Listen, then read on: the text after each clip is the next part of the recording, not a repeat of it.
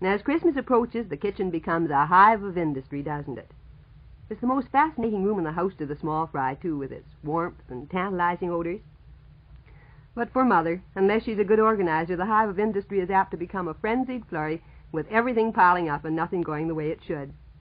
This year, more than ever before, it's the wise woman who has planned her menus well in advance with plenty of room for changes, in case she has to, at the last moment, substitute foods which are available for those which aren't. With the celebration of our 5th wartime Christmas, we're very fortunate indeed to have so many foods available. No, I was speaking to some people the other day who had recently arrived in Canada from England. They were astonished at the luxury of life here. So much food, so little regard for waste.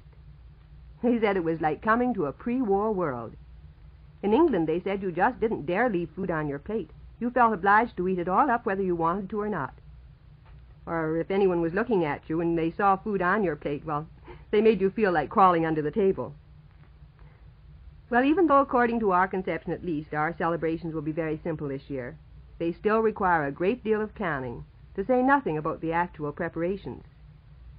If you haven't completed a Christmas work plan yet, let me tell you how the consumer section suggests that you work it out.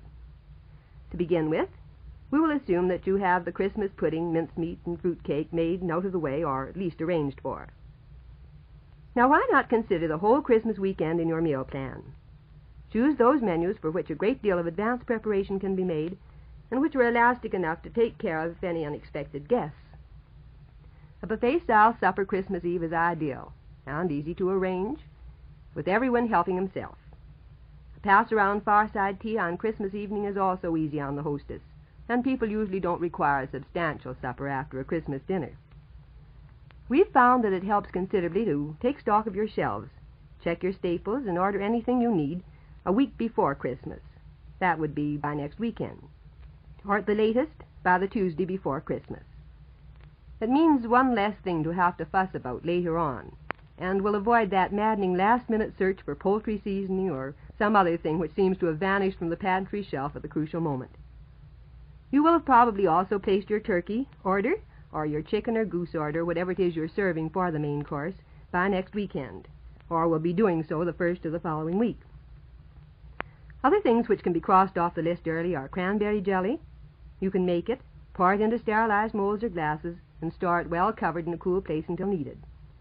Cookies which store well, salad dressings, and so on, can also be made in advance. But I don't have to warn you to hide the cookies well, or they may disappear before the required time. Here's an elastic sort of schedule for Christmas week. Monday should really find you with the details of your week and menus completed, your final shopping list made out, and everything under control. Tuesday, you might complete as much of the shopping as possible, leaving only the perishable foods to be picked up later in the week. Wednesday should see the last of the baking completed. Pastry for mincemeat, tarts, cheese straws, etc. can be prepared, wrapped well in wax paper, and stored in the refrigerator, ready to be rolled out and baked at a moment's notice. Thursday, the bread for the stuffing can be prepared. Friday, you can wash the salad greens, prepare the celery, make your carrot sticks, etc., and put them in the crisper in the refrigerator. Or, if you haven't a crisping compartment, a kettle or roaster with a tight-fitting lid may be used and stored in the icebox or a cool place. It will do the crisping job very, very nicely. The turkey, goose, or chicken may be stuffed Friday also, though some people prefer to leave that for Christmas Day, since it really tends to make the dressing a bit soggy. Some pudding sauces may be made the same day or the day before Christmas. Choose one of these that can be made the day before, and so eliminate one more last-minute job if you like. Christmas morning, some of the vegetables may be prepared early, but please don't let them stand in water until you're ready to cook them. No one approves of that nowadays. They lose too much of their mineral and vitamin content. Instead, prepare those vegetables which don't darken on exposure to air, such as carrots, turnips, etc. Then wrap them well in wax paper or a clean, dampened towel. Put them in a bowl or pan with a lid, and keep in a cool place, preferably the refrigerator, until you're ready to cook them. Of course, we don't recommend keeping fresh vegetables standing any longer than absolutely necessary, even this way, because of the destruction of vitamins that takes place. If you have a plan of your own to follow, you know how much easier it is on you and instead of being a nervous wreck on Christmas Day, you can really enjoy the celebration as much as anyone.